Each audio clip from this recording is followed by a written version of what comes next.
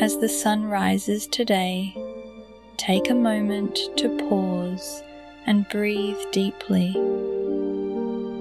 Let your heart be still. Let your spirit open. This morning we will reflect on 3 powerful principles found in Doctrine and Covenants 85 to 87. First, the importance of keeping a personal history. Second, the quiet power of the Spirit's still, small voice. And third, how we can find safety, peace, and purpose by standing in holy places. This week's message is one of warning, but also one of deep peace. We are reminded that though the world may shake with conflict, the faithful can stand still in sacred places and not be moved.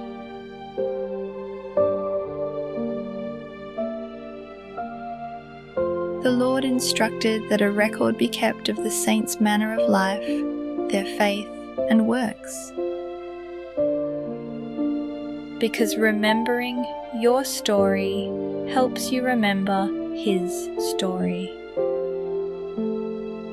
Your daily faith, your small acts of kindness, obedience, and courage matter. They are sacred. They are worth recording.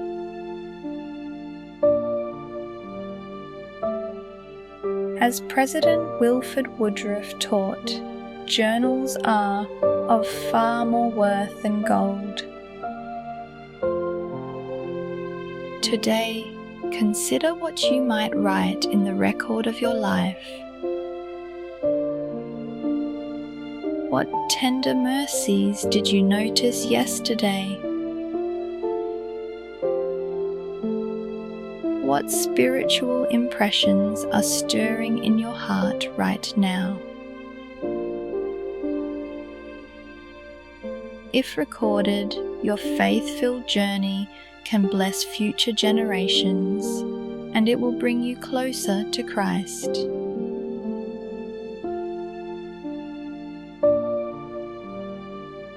In verse 6 of section 85, the prophet Joseph described the Spirit as a still, small voice, not loud, not overpowering, but steady, quiet, persistent.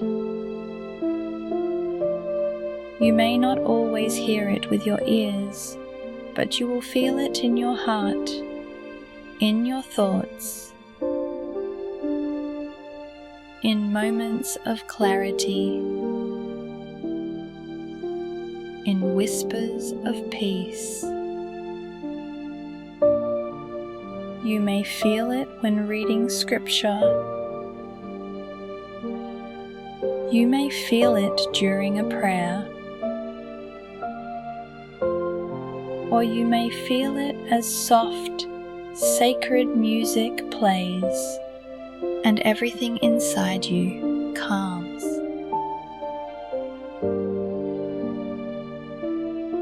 Let that stillness teach you. Let it guide you. The world is loud, but heaven speaks in a whisper. Turn down the volume of the world today and turn your heart to the Lord.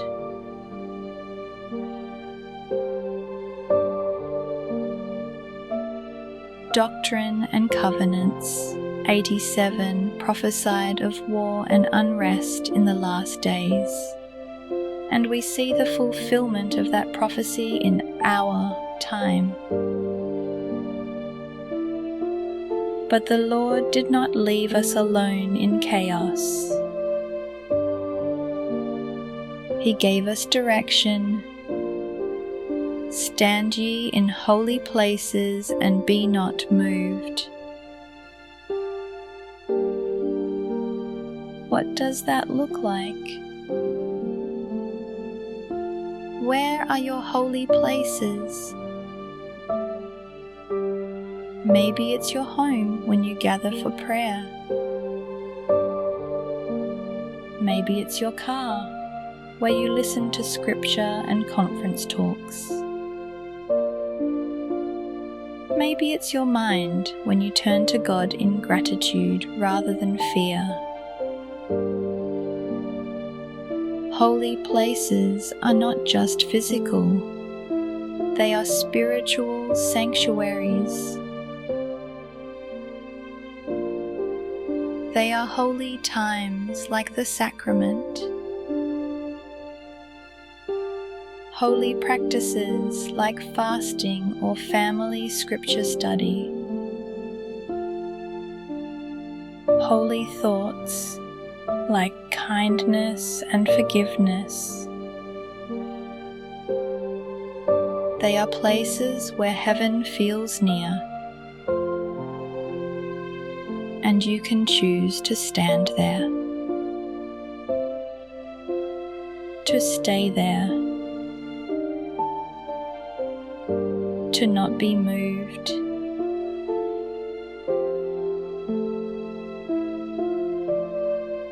In section 86, the Lord explains the parable of the wheat and the tares.